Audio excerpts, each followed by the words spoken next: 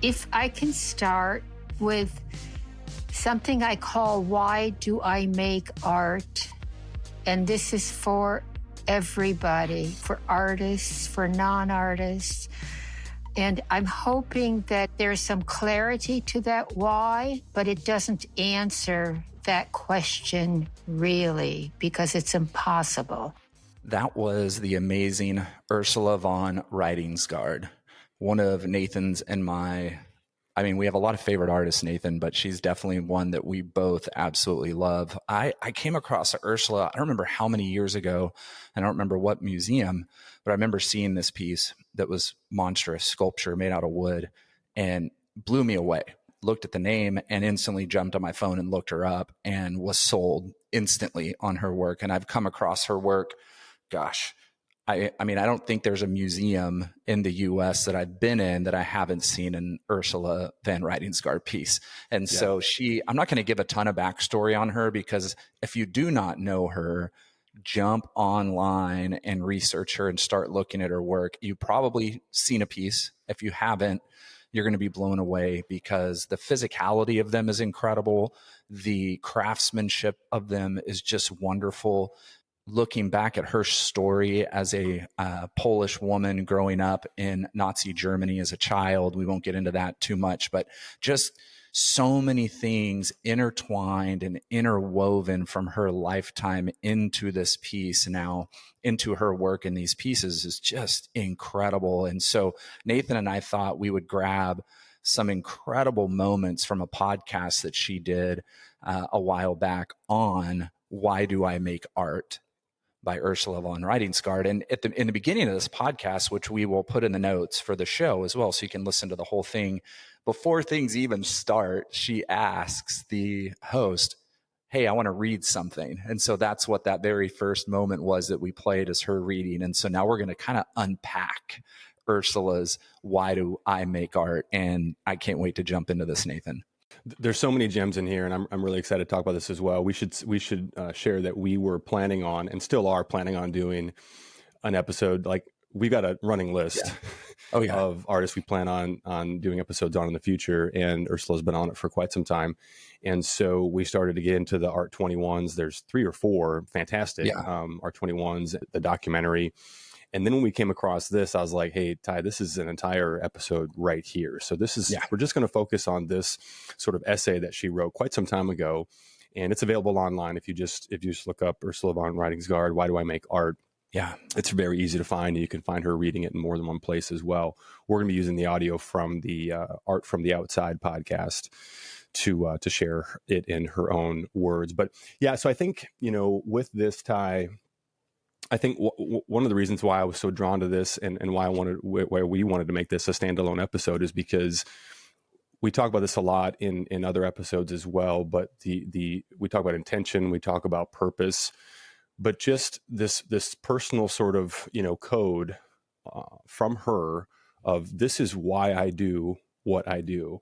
Yeah. And as we get into it, there's just as many questions as there are answers, which is beautiful in its own way. But I think just before we even dive in, just acknowledging the wisdom and the importance of being clear on why am I doing this? Yeah. What is the purpose of what I'm doing? Because when we start with intention, whether it be with a body of work, a piece, individually, or holistically, our practice as a whole, which is what she's referring to here, I think that has tremendous power to inform, what comes next and the work that follows. So we're going to kind of break this down. We may not touch on each and every one of these. It's probably 3 minutes or so, when she reads it. But we're going to kind of break these down one by one because they are dense and super. They're just really meaty little nuggets for us to get into. Interestingly enough, I can't remember if it was the last episode or the second to last episode we did. We talked about the exercise that I do with the mentees in my program for kind of writing your why, writing yourself a personal statement for why you make your art. And so I think it's just serendipitous that this idea for us to do this podcast dropped in our heads over the last week and a half or so with Ursula, because this is what she did. And I think she did it 20 years ago from the time of the podcast. Is that what she said? whenever the podcast was recorded, I think it was a few years back, 4 years ago, maybe. Yeah. And I think she had said she had written it 6 or 7 years before that. 6 or for 7, at least so a decade or more. Yeah. Yeah. And think about that though. She's an older artist in age. So she wrote that far into her art career. That's a great point. Yeah. Not in the beginning. Yeah. 30, 40 years in, probably. Yeah. I would guess, and I can only speculate on this, but I would guess these are probably things she had been thinking about for running notes, and just decided to finally organize them and put them in place to be shared with others. But one more thing, Nathan, before we jump in, sorry, I know that you're excited to get rolling on this, but we would love to do a Q&A episode coming up pretty soon. So we get random questions that are just fantastic all the time, but they're random and they're spread out. And we do our best to answer them on Instagram or YouTube or Spotify, wherever you send your questions. But if you have any questions that you'd love for us to talk about, discuss, maybe even our experience with certain things, send them to us via Instagram, YouTube, Spotify. Instagram would be the easiest because we can collect them pretty easily there, or you can email us as well. But send us your questions and then we'll go through. And if you send a question, please put your name. And if you want us to share your Instagram profile or your website, we would happily do that from the podcast. So, if you are Nathan Terborg from Minnesota and you send in your question, put at Nathan Terborg as your Instagram, or if you have a website, we're happily, all right, let's do this. Let's jump in and share your information. We'd love to do that. Then others can check out your work as well. Terborg. Terborg. I'm definitely gonna put a Muppets chef scene in there.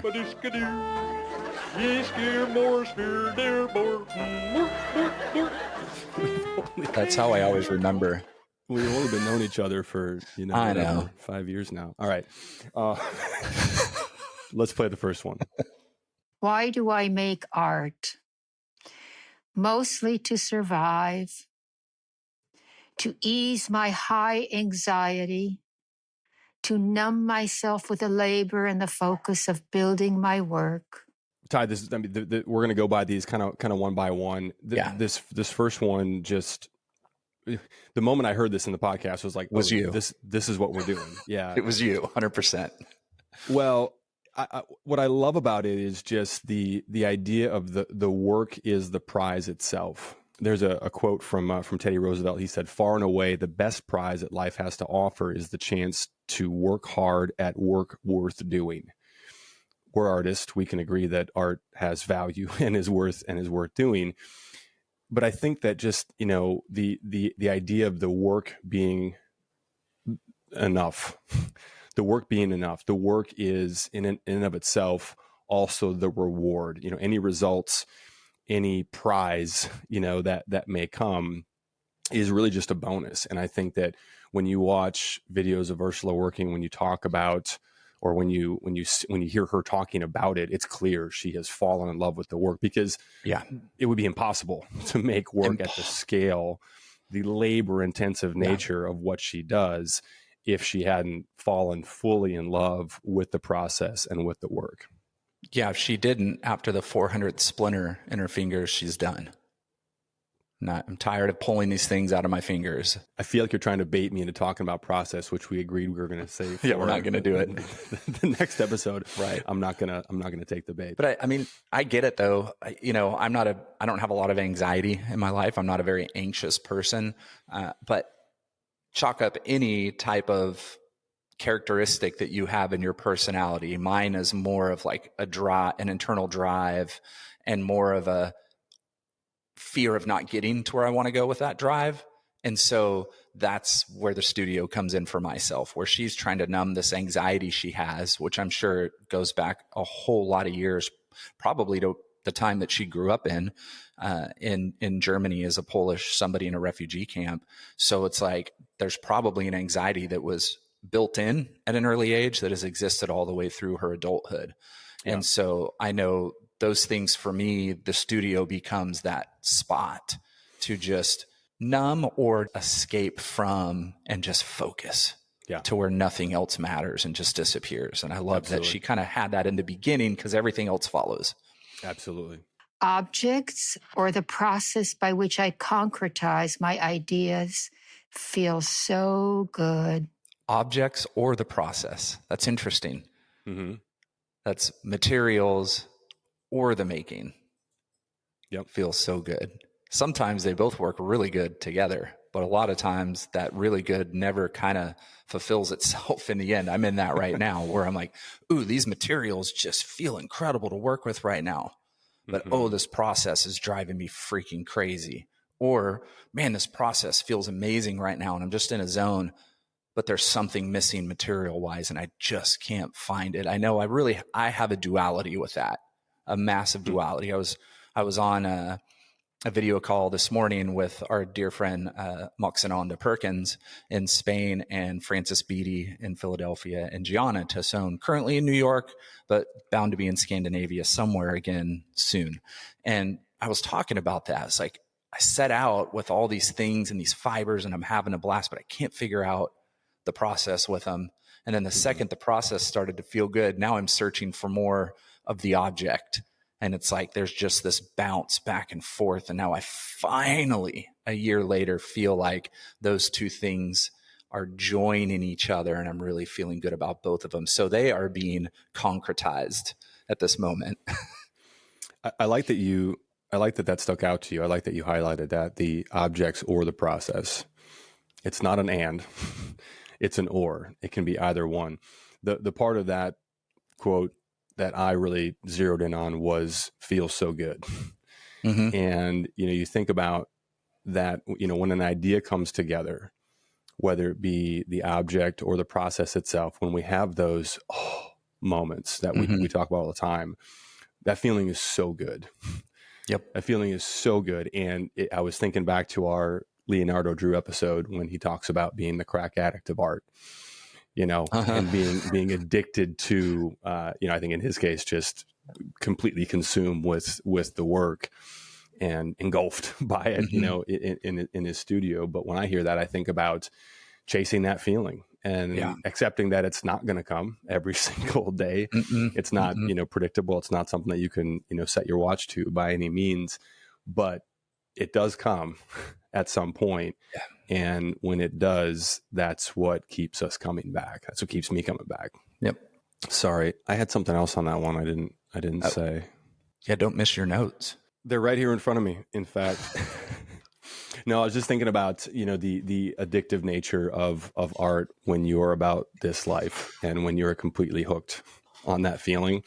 I was just thinking about the last few weeks here as we've been building a sauna in our backyard that's taken up a lot of my studio time, and I'm having a really, really good time, in that process. Thankfully, I've got some fully qualified, contractor friend who's doing most of the thinking as far as laying things out and all that. But oddly enough, I've actually been cutting a lot of cedar for the sauna with the circular saw.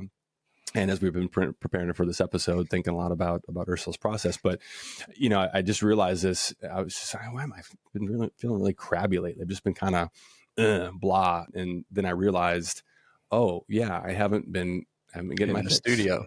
I haven't been getting my fix, so it would make sense that I'd be a little itchy, a little twitchy, little crabby.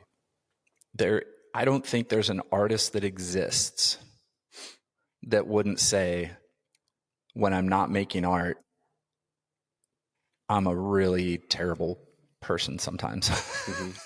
Right. Whether that's as a friend, as a partner, as a spouse, as a sibling. If you're an artist and you go a long time without making art, and usually when it's kind of not your decision, it's just life forces you into that pattern, you start to realize that you're kind of an ass in some ways. I know that's my experience, and I know that because my wife has told me to my face, you need to get in the studio and make art like now. I would like to grow personally to a point where I can still navigate that without short breaks are fine. Short breaks are fine. Get a way to come back. But yeah, when you're forced into not being able to make, it's tough. It's hard. My friend who's doing the build with me, he caught me with the saw making some messing around, completely unnecessary cuts, and he's like, what are you doing? I said, I'm just trying to get through the day, Rob. Just trying to get through the day. Because I invariably especially with my most monstrous pieces, run into intense anxiety moments from which I have to unravel myself. Yeah. So this one, I'm sure you've heard it.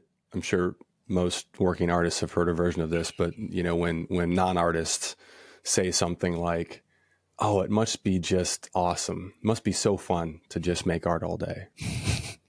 Right? Yeah. Which, broadly speaking, of course it is. Absolutely. But it's encouraging, that yet another reminder from one of our heroes that those intense anxiety moments are just part of the deal, especially when you're making big things. And I've talked about this a little bit, but as I'm scaling up with more sculptural work and realizing, we'll talk about this in a little bit when we get to the part where she talks about her assistants being a family, but there are physical limitations to just being one person, the logistics of how is this going to exist in space? How is this going to stand up? How is element A going to interact with element B and hold up element C? It's a fun thing, but it's just, again, just another reminder, like, yep, this is just part of it. And when we hear a legend like Ursula say that, it's like, oh, okay, cool. It's not just me. The unraveling of myself, I understand to a T. I remember a few years back, I don't stretch any of my work until it shows or it's going out the door, and then I stretch it for storage reasons. But a few years ago, I did a triptych, and I think it was 25 feet by 10 feet tall. Yeah. But I need to photograph it, right? And so in my old studio, I had the wall space to photograph it on one wall if I wanted to, but I decided, okay, this would be easier to put one piece up on the wall, photograph it, then put the second piece up, and then put it together in Photoshop as the triptych. Right. And so I put piece up with Gorilla Tape because it's not stretched and it's on a cement wall. And so I was trying to find something. So I had Gorilla Tape along the back, pushed it up while I was on a table, and then put the edges up. And I've got this piece up on the wall. Perfect. Get my lighting, set my camera up, get ready to take the photo. And what happens? It falls down. Right. That took multiple times to get it. And now there's 3 pieces I need to do because it's a triptych. And so that unraveling in that moment was insane mentally. And then when V and I had our show at Art Center Museum in Waco for our 2-person show, I did an installation, and it was about 8 feet tall, and it's chicken wire and oh my gosh, why can I not think of the material that I used? Plaster. And and so I rented a U-Haul that was tall enough to fit it in, 8 feet tall, to get it to the exhibition opening or install. And I'm rolling it up. I have a furniture dolly. So I'm rolling it up. Well, if inside is 8 feet, the U-Haul has a door, which sits a few inches below. So now I have to angle it on the cart while I'm on the ramp to get it in. And then when I stand it up, sometimes when we measure as artists, we don't completely measure correctly. So that 8 feet was about 8 feet 1 inch. So once it sat up, it bent the top of the piece. So that unraveling is, we all know that feeling when we're working with big work, even small work. There's just times things just don't happen, and we just kind of unravel in that moment. It's funny you mentioned measuring. I told my friend Rob, as we're doing this build, when you're building something properly, it's important, very useful that it remains in square and that those measurements are correct, especially when you're framing it out and laying the foundation. And I remember thinking at one point he was remeasuring where we poured, the foundational, cement pylons. And I was just like, okay, this is how you actually do it. This is the right way to make something. And I just realizing how I'd fallen sort of in the lazy trap of, I'll just figure this out, at the end. Oh yeah, which I always do, but that's a lot of extra steps. And bless Dean's heart, my frame making wizard, who's like, all right, what do you want me to do with this? I'm like, well, I'd like it to be square if we can start with that. But it's funny you're talking about that triptych.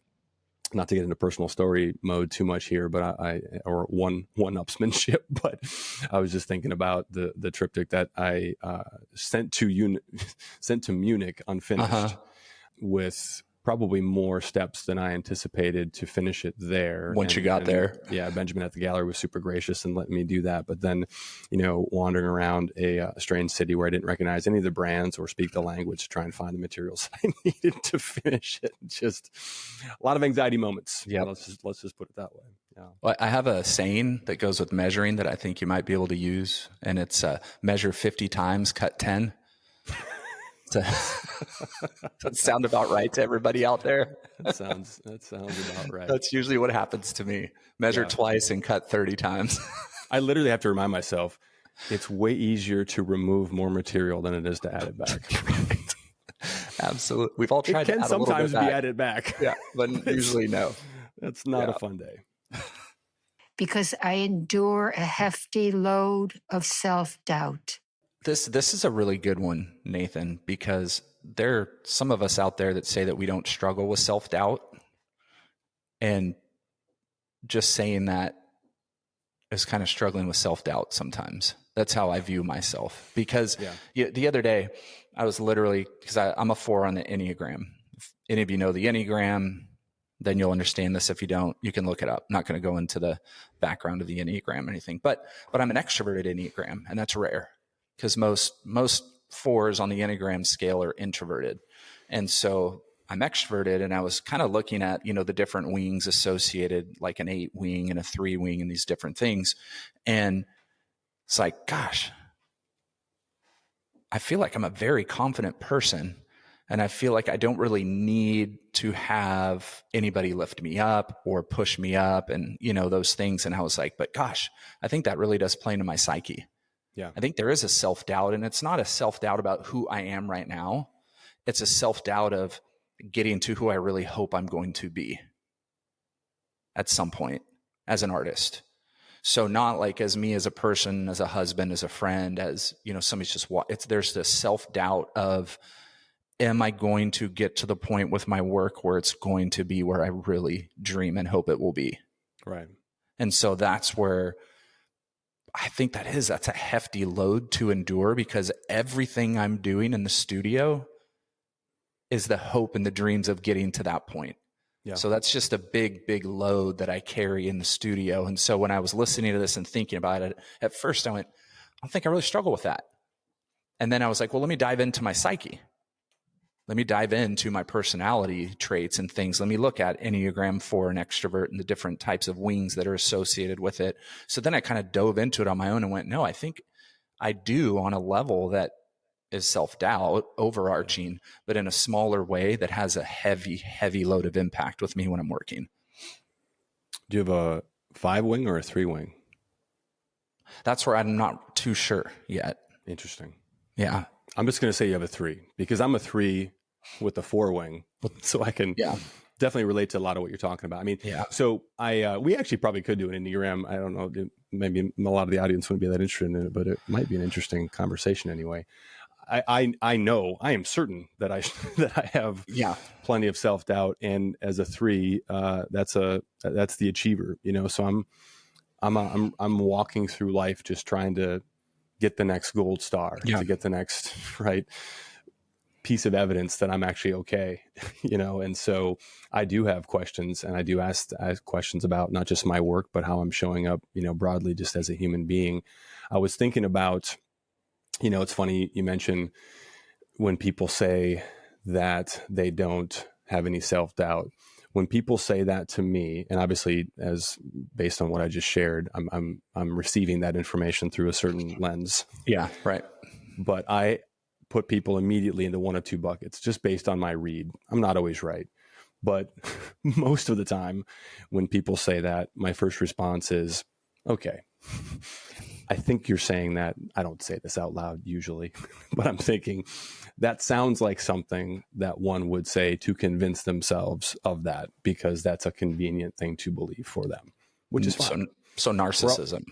Maybe. I mean, we're all telling ourselves the story that suits us, and that's part of the human experience. But, you know, occasionally I actually believe people, you know, or observe like, oh, that's actually real. I've got a couple of close friends, one in particular, who I don't think really does have much of any, you know, self-doubt, and it serves them very, very well. I was thinking back to the Jack Whitten episode that I did, where I was, really kind of unpacking that element of uncertainty. There's one quote. So Jack said, "There's so much doubt associated with painting. I'm forever questioning myself, doubting my performance." And this actually bleeds really well into the next part of what Ursula shares. Let's just actually play it right now. Yeah, play it. Because I have confidence in the possibility of seeing this work through. So that relationship between doubt and confidence, I think, is really important. And it's something that I spent a lot of time on that episode really thinking about and kind of unpacking, but especially ding the bell. This is our obligatory Jack Whitten reference for this episode. But, obviously also somebody who had a tremendous amount of self-confidence. I don't think that you could probably find, some artists that don't have that, but not many, right? We have to have an element of like, in spite of the doubt, and in Jack's words, the questioning ourselves, doubting our performance that we may be experiencing, it's that combination of confidence and doubt. It's just a reoccurring theme in a lot of artists that we've discussed, sort of. So on the micro, what's right in front of us level, I don't know where this is going. That's doubt. Now, It could be reframed as uncertainty. I know you certainly experience uncertainty, when you're doing what you're doing now and pulling new threads, figuratively and literally. But there's also that's combined with a confidence of, I believe it's going somewhere great, right? On the macro.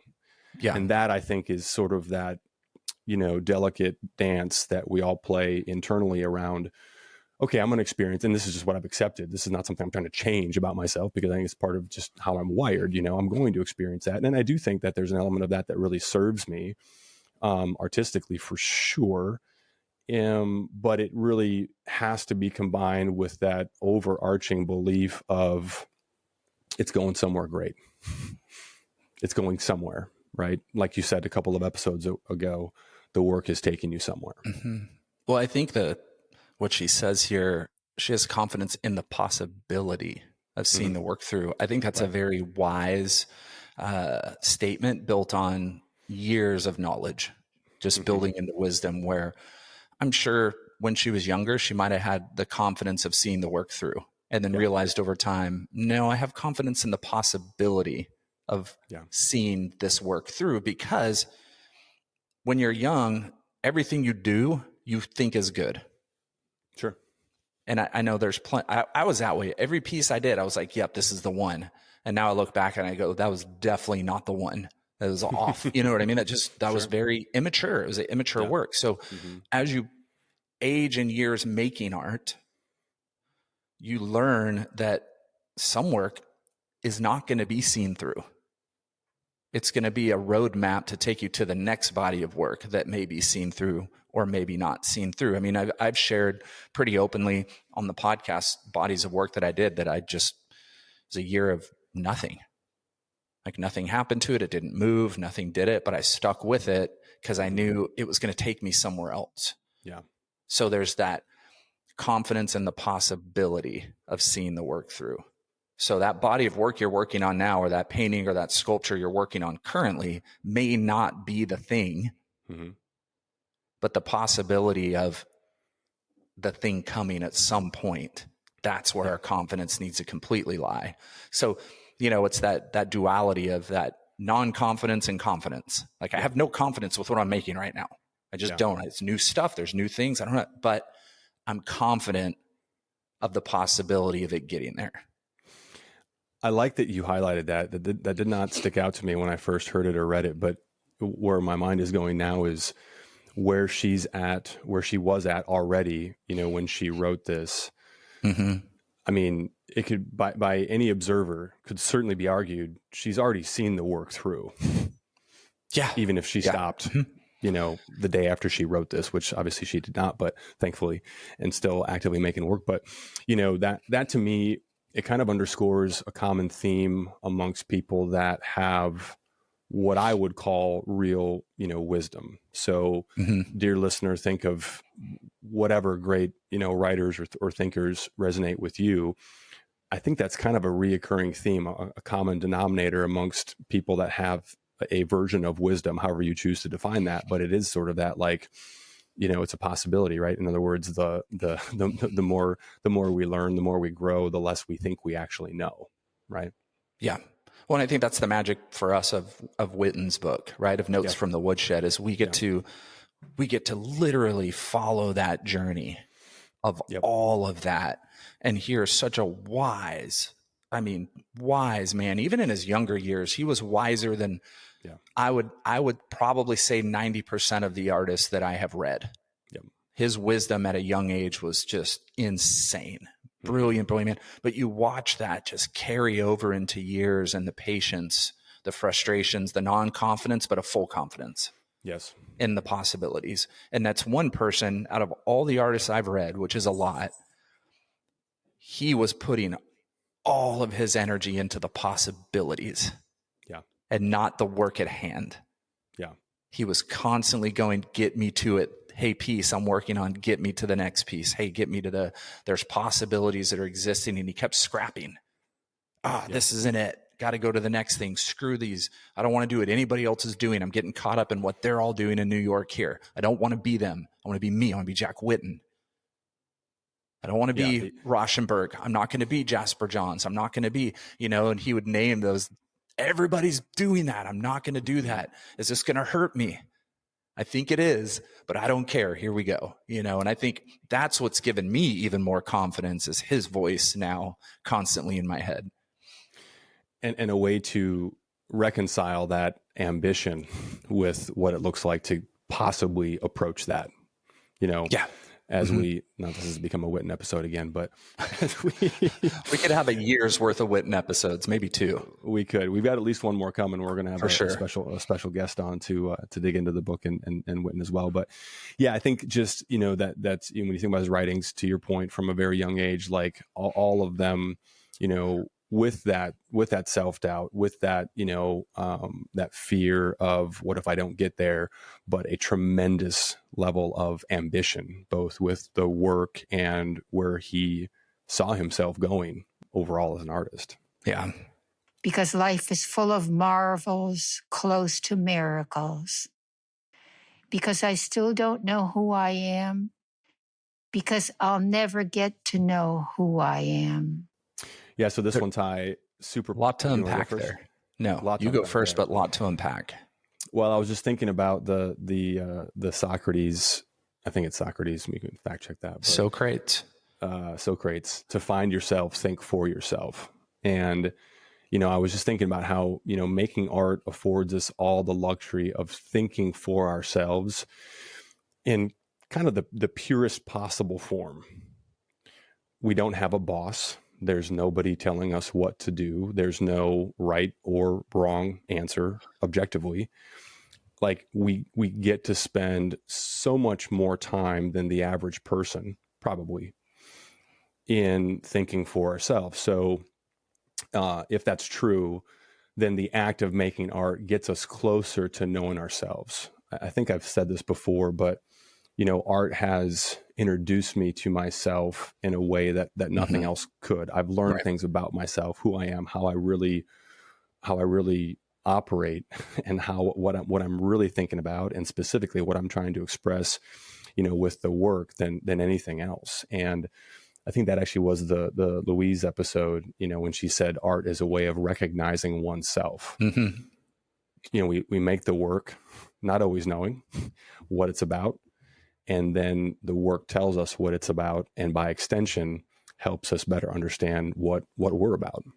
I mean, we've talked about this before. It was a while ago. It was probably the Louise episode. So I'm glad you brought her up. But the British psychoanalyst Donald Winnicott, who really is the one who is credited for the true self, false self narrative. And, listening to Ursula say this, in her soothing voice and tone, after talking about all the other things up top, and then getting to, because I still don't get who I am, because I will never get who I am. There's part of me that disagrees with that statement, and then there's part of me that understands that statement. So I wouldn't say I fully agree with it, because I really think that's what that whole statement is kind of living in the false self moment and still in a search for the true self. But to me, I was also a little kind of sad when I heard her say that, like that struggle of trying to figure out who she really is. And I'm like, Ursula, you're being who you truly are, because what you have done to me, not just as an artist, but a human being, when I see her work at a museum, I go to the DMA in Dallas regularly, and the Museum of Fine Arts Houston regularly, and they both have an Ursula piece. And it's one of her pieces, small at the bottom, really big at the top, and it just kind of grows up 15, 20 feet in size. I've walked around those things 360 degrees for I can't tell you how many hours. Right. When I've been there, and I've taken video of it. I sit in front of it. I sit on the ground and look at it up. I get up close and I look down. I'm looking at every angle possible. But what that work does to me emotionally in a moment, like, oh, I mean, I can't even explain that awe and that love and that spiritual energy that just like makes me at times cry, at times laugh, at times just go, how are you this good? You know, that moment in my head. And so I'm kind of like, when she's saying, I still don't get who I am, to me personally, there was like the sadness of like, she's still wanting? Is she still like, what is that emptiness that she's got there?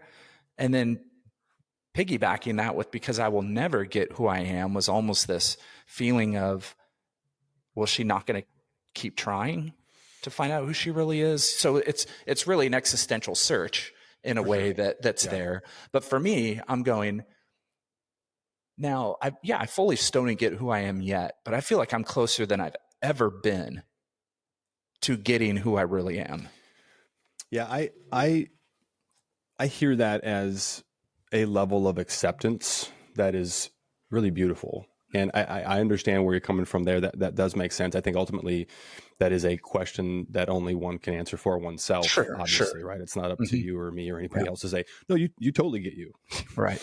But the fact that we have the experience with her work that we do just speaks to the power of art. You know, the Walker here in Minneapolis has at least one piece of hers in the permanent collection. And this experience, maybe about a year and a half ago, the exhibition that was up at the time didn't exactly, move me. But as soon as I looked around into the permanent collection and saw that they had that out, I was like, it's going to be a good day.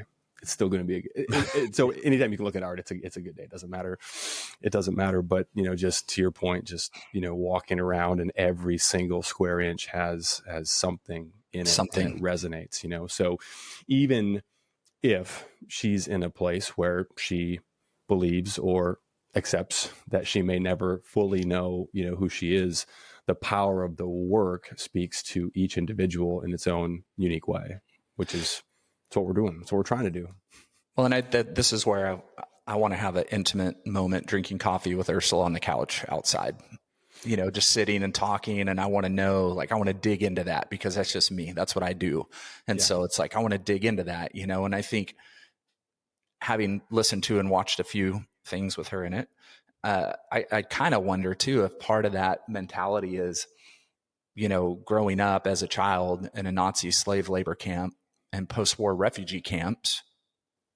I feel like in that situation, moving forward in life, you feel like there's always a moment where everything that you have can be taken away from you. That's traumatic, no matter how old you are, whether she was 2, 3, 4, I don't know what age she was when she was able to move out of that part of life, but that's where her parents, probably most of her parents' friends, were in that situation, extended family, So I feel like there's no way that trauma doesn't add another layer of, could this be taken away from me at any time? I have to live life with such a gratitude in the moment, because tomorrow that could change. And I know there's a lot of people that are going through that right now, in a domestic scale here in our own country and overseas. And I had a conversation with a dear friend of mine, who's a first U.S. citizen in her family from Mexico. And we had a conversation at my friend V's art opening the other night about this fear that could this be taken away from me? I've worked so long to get to this point, and I have a fear that this could disappear.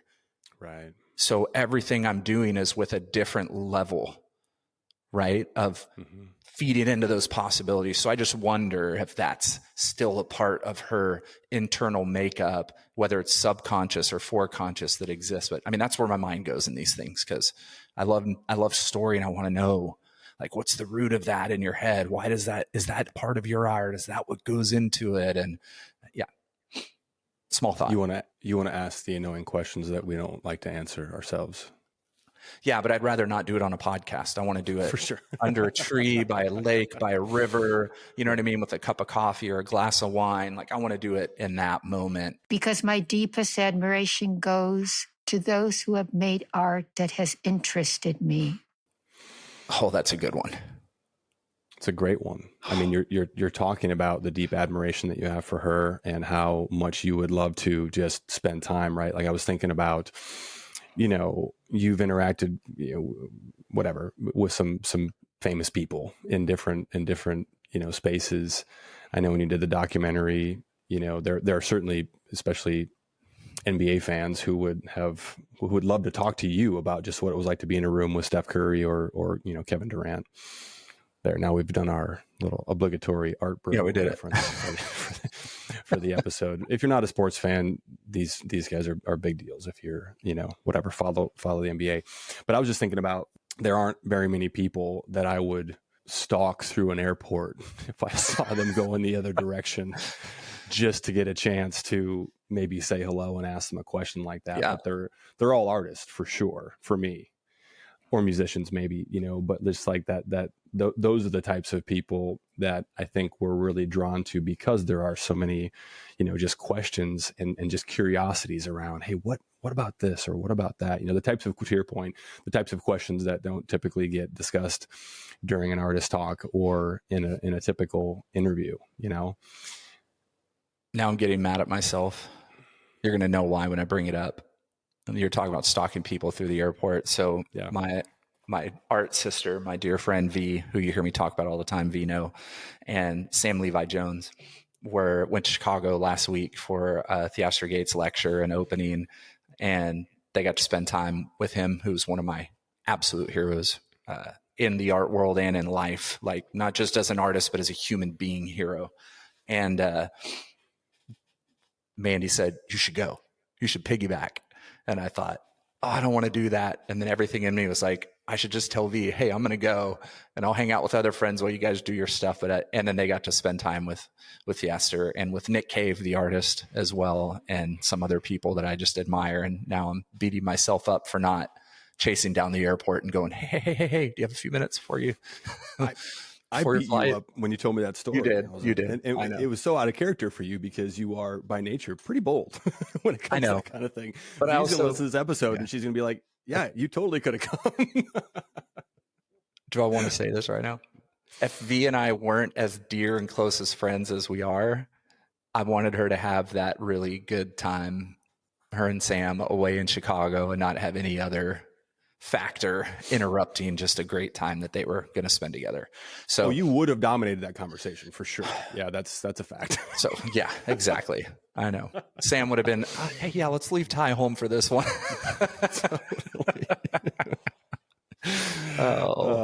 Yeah. Love it. Just the admiration goes to those who have made art that has interested me. Just a reminder, which Nathan and I talk to you about this on a regular basis. If there's an artist that interests you and just grabs you, go research the heck out of them. I always hear artists all the time that say, oh yeah, I don't really read too much about art. Oh, I don't really research that much. I really don't. It's like, no. If somebody interests you in a major way, get the books, go see them in a museum, watch a documentary, dive in. Because if there's something that grabbed you, maybe you have something in common, and their art DNA can feed your art DNA. Yeah. We all need food to live. Period. That's a great point. I mean, you talk all the time about spending time with your. Yeah. I'm sorry, I cut you off. No, it's good. Cut me off. Go. Well, we talk all the time about spending time. This is one of my favorite Ty-isms is, spending time with my dead heroes, right? Isn't that how you, or your, how do you say it? My ghosts. Yeah. Yeah. So whether the artists that would check those boxes for you are living or dead, you may or may never not ever interact with them, directly, but there is so much, especially for, artists that have, made a dent and made an impact. There's a lot out there, even the ones who existed long before these fantastic podcasts and whatever YouTube videos that we have access to now. But there's so much out if you just literally put the artist name into good old Google or, the YouTube search engine, you're probably going to get some really interesting results. Yeah. And get a chance to kind of, spend time with them, get in their head. Yeah. Yeah. The greatest artists in history did that on a regular basis. So why would you void yourself of that wisdom? Because I want attention from those who make good art. Yes, I do too, Ursula.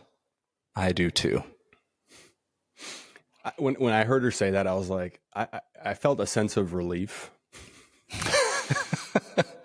This could go into the whole Enneagram discussion at some point, but it was comforting to me that it's okay to want this, that it's okay to want, attention from the people that I admire who make the art that I enjoy the most and respect the most.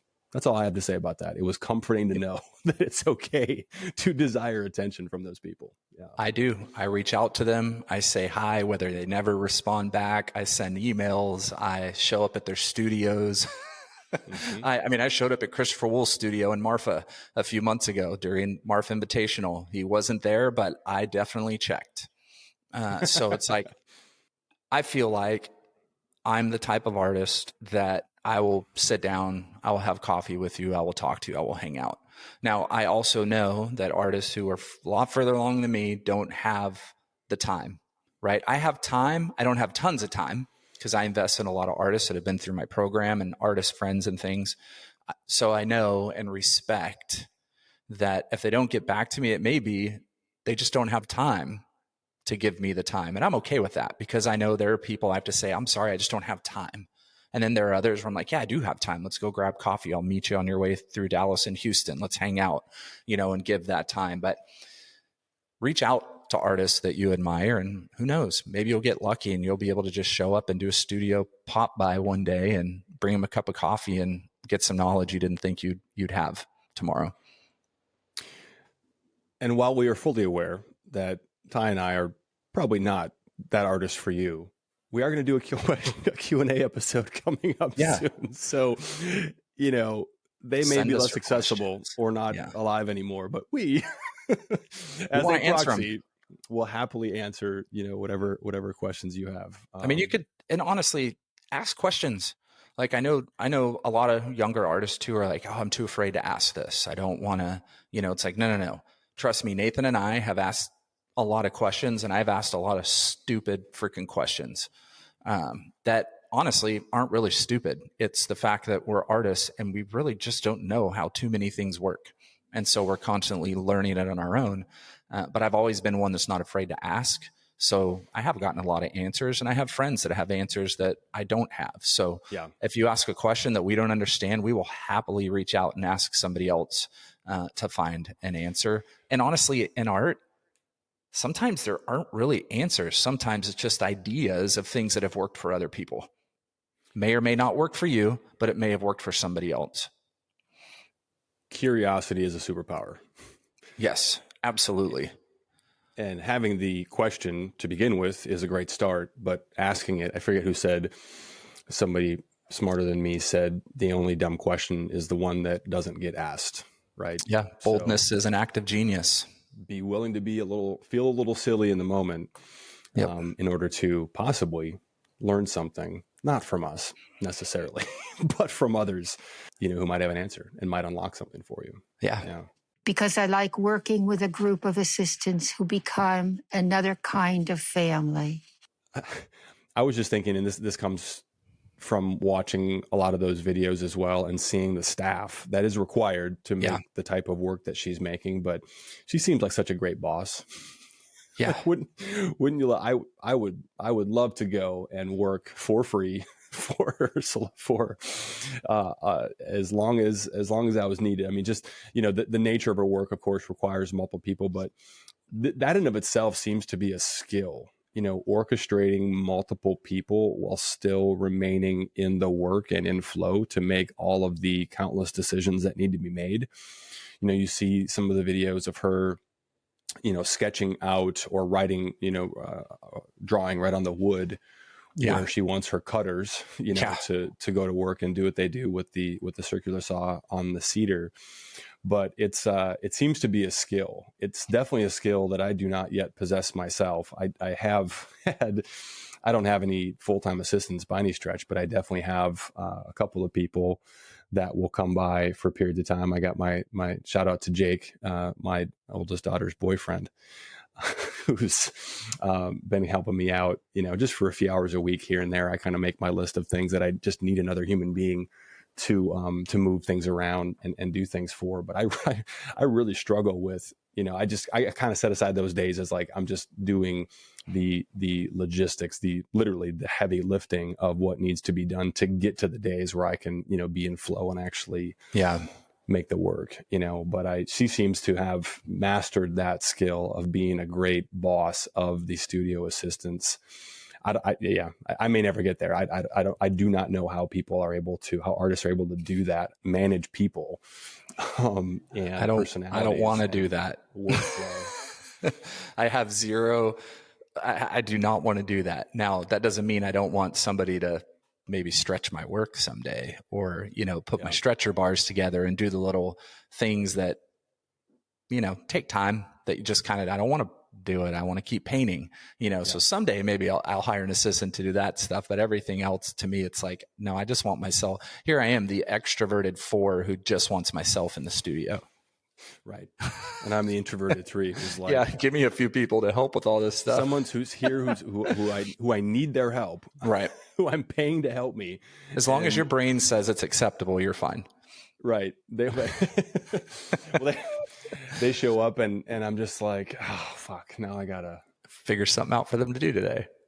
Well, no, the list is already established in most cases, but it's just that not being able to be in my own, little world that really disrupts short circuits my ability to do what I love doing. Well, that's because I like the daily rhythm of going to my studio, because it's a place to put my pain, my sadness, because there's a constant hope inside of me that this process will heal me, my family, and the world. I like the daily rhythm of going to my studio. Like, there is a rhythm. Yeah.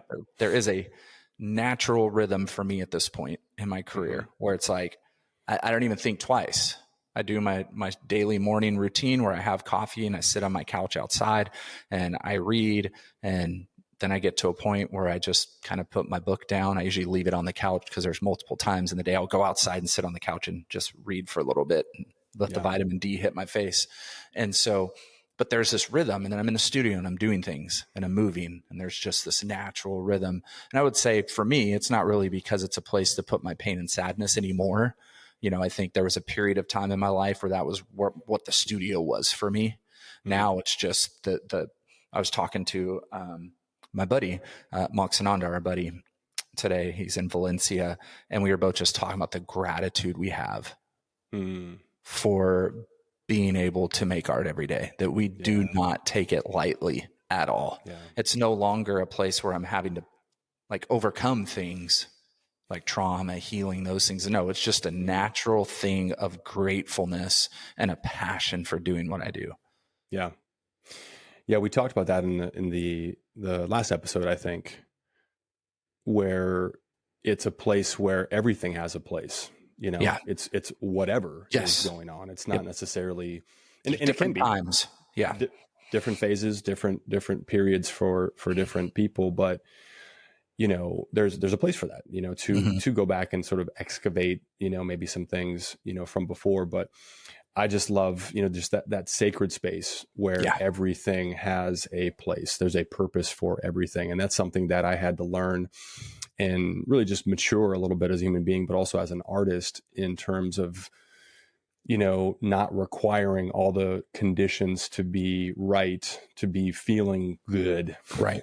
And then we talked about that a lot in the last episode, but just to be in a good, for have all the conditions to be in place. Okay, now I'm ready. It's like, no, it's whatever is happening, wherever I'm at is where I'm at. And it's time to get to work. That's another myth. That's another artist myth that I think when you're younger as an artist, not in age, but in years making art, you kind of have that, well, when I get the space, that's like a myth that once you get into the next space, you're going to really feel comfortable and hit what you're supposed to do. Right. No, you're going to get into the next space and you're going to still be going, oh, if I only had more room. Oh, if I only had more height, if I only had more concrete, like that's just a nonstop. I mean, you could be Gerhard Richter in a 40,000 square foot space, and he's probably going, I wish I had 50,000 square feet. Right. And that's just, so it's make where you are and make what you make. Don't be thinking about the next thing. Just be thinking about the work that you're making. I had that, and it's a little embarrassing for either of us to say this because we both do have, pretty incredible spaces to work in. But when I watched Ansem and saw, I'm just like, it's always what's next. And that's part of just the ambitious, I think, nature of things, in a certain way. But I was thinking, why don't I need a bike to get around my studio? Yeah. I can just walk from place to place. I need a space that's so big. I need wheels to get around. Yeah. Because it helps fight inertia. Awesome. Insane. The best. Stogie riding his bike from piece to piece and pointing at things. Just, yeah. Keep up with me, camera guys. Keep up with me, camera team. Because I can reach into the future with my work. So I love this one, Ty, just because it's just the idea that, and I'm not going to pretend to know exactly what she meant by that, but my interpretation of that is that the work will exist much longer than we do. I'm thinking about that. There's one of I think it's an Art 21 video, but where they follow the process of her making the bronze piece that sits in front of Barclays Center. Yes. And I remember her saying something like, they tell me this will last at least 2,000 years, which at this point we can probably all agree we'll see the end of the world. Yeah. at the rate we're at, but the rate we're going. Yeah. Just the idea of, making something that will outlive us, is a way to reach into the future. And just the idea, whether it comes to pass or not, but just the idea that we can make something today that somebody at some point down the road, long after we're gone, will experience in some way is pretty magical. Pretty amazing. I think about this quite a bit. Not that I just have a fascination with death and dark things, but I think about a lot into the future. Like when I'm gone, like, will my work last 6 or 7 generations of family and still be in a home? Mm-hmm. Yeah. Right. With family I will never know. Right. That's like my niece and nephew's kids, or, you know what I mean? Whatever down the road, will somebody have one of my pieces in their house, or will it all be gone and disappeared and nobody will have it? Because honestly, you sell the work to a collector, they die, their kids either want the work of art or it goes in the estate sale, depending on the kid. There's just different things to think about as an artist, and I do it all the time because those are just things that I like to think about. My friend Jane is going to be thinking about this, like she's going to love it. We love talking about these dark things at times. We brood over them, and then we go watch really sad movies. It is one of the things that has drawn me to metal, honestly. You think about some of the most durable materials that exist. The sort of pessimistic side of me sometimes thinks, well, this will be really hard to destroy when World War III comes. Yeah. Even if it ends up in a landfill, who knows? Yeah, it could still last. Somebody will uncover it when they're dusting in their disease suits 2,000 years from now, when somebody leaves the silo and makes their way out and finds Nathan's piece. What is this? The hazmat. Is that? Do you pronounce that Terborg or Terborg? They'll have to know me for half a decade to be able to figure it out. Probably have to be reminded. Yeah. because I constantly need to try to better understand the immense suffering and pain of my family that I never seem to really understand. I don't have much for that, but if you want to talk about it, feel free. Yeah, I do. I mean, this actually goes back to when we were trying to speculate as to what she meant by never being able to understand or get who she is. I was thinking about that Bukowski quote when he said, an intellectual says a simple thing in a hard way. An artist says a hard thing in a simple way. Such a beautiful quote. Oh, perfect. Yeah. Chills. Perfect. And, you know, so just the attempt that we all make in one way or another to understand and reconcile pain, suffering, especially generational pain, you know, that she's, you know, referring to. Yeah. It's hard, you know, it's a hard thing. And when you look at the work, back to us describing our experience of sitting with her work in person, it doesn't need to be explained. It doesn't need to be, you know, explicitly stated what this is about, because she may or may not know, right? It's baked into all of it or not. Yeah.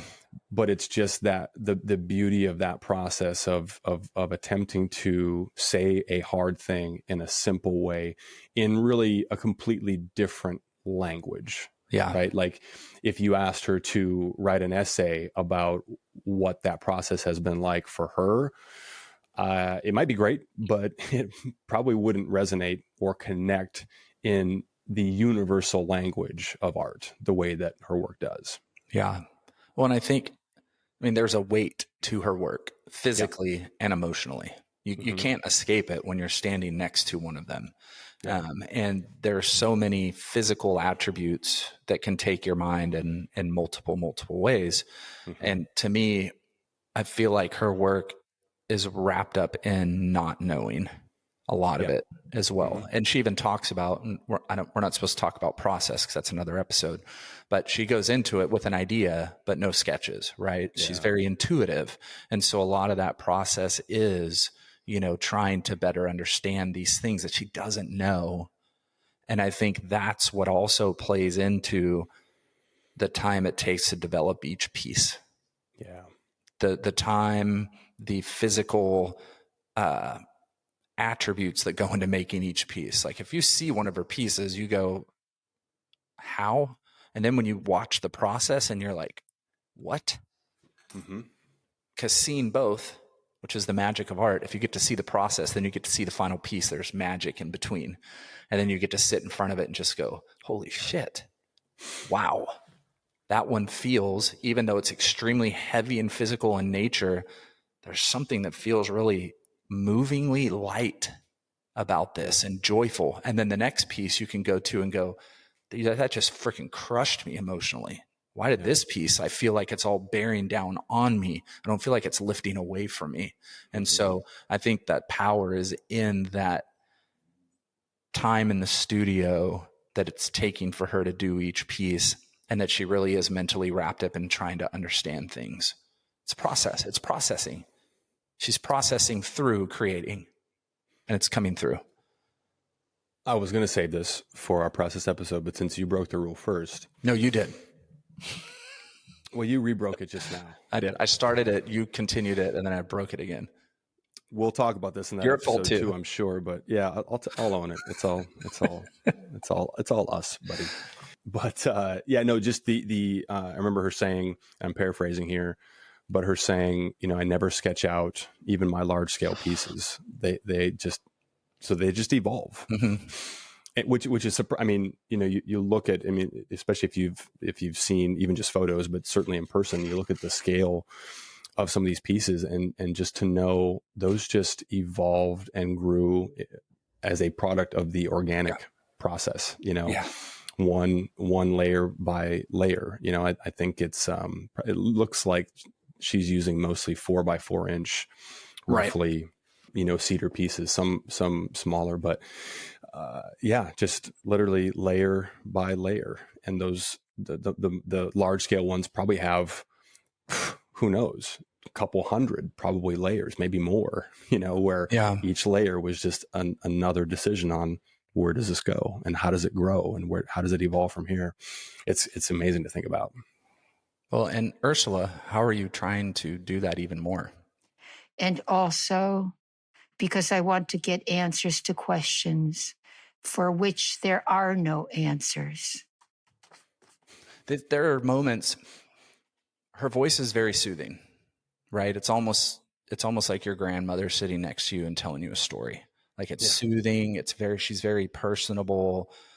I'm sure wrapped up in that is a very heavy demand, right? With her assistance to timelines, deadlines. Mm-hmm. No, it needs to be this way. I don't think it's as Louise, but I think there's some of that in there because you can't get to where she is with her work with not having that. You just can't. Sure. You can't just be that, oh, you made a mistake, let's move on. Mm-hmm.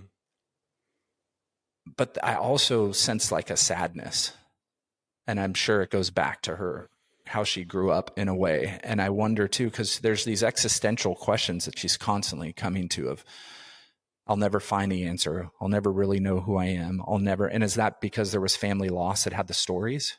Is that because, of moments that she's seen horror and things that nobody should ever see or think about it? Is it because I want to get answers to questions for which I know there are no answers? This one got me. Go ahead. Sorry. No, go.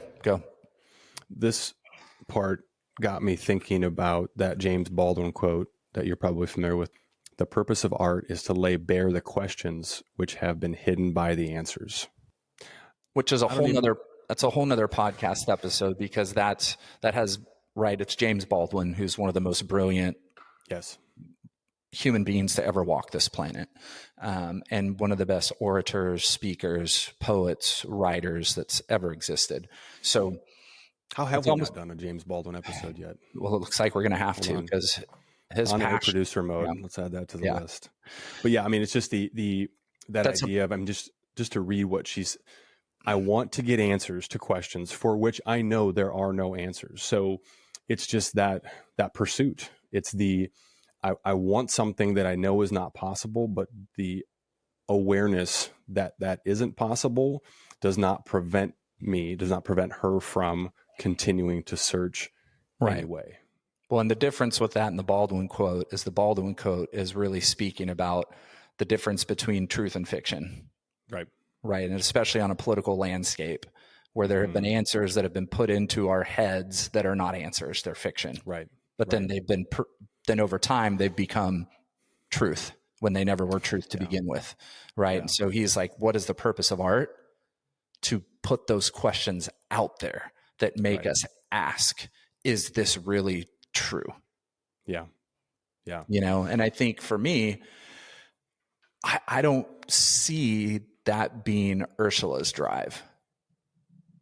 In that, possibly, I don't know her enough, maybe not as deeply. I think hers has a lot more spiritual, personal effects in there. But I also haven't read her, so I haven't read enough and watched enough to also know.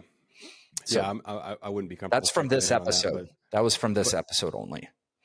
Yeah. I think just if you, the idea of once a question has been answered, it kind of closes the loop. It's like, hey, nothing to see here. Yeah. But if we're trying to answer, if the types of questions that we're attempting to answer are, to Ursula's point, unanswerable, then there is not a way to close that loop. There is not that they are indefinite, and the number of answers and potential perspectives to look at some of these things from, and we're speaking broadly here, is infinite, and that's part of the beautiful thing. That's part of why, when you mentioned before about, kind of a sadness there, and I interpreted that as more of an acceptance. I think there's a lot of beauty and wisdom just in that perspective of, I may never get to any version of an answer, but I'm going to keep asking those questions, and I'm going to continue to try and answer them, make my best attempt, piece by piece, work by work, to get closer. Yeah. Man, it feels like a good place to land the plane.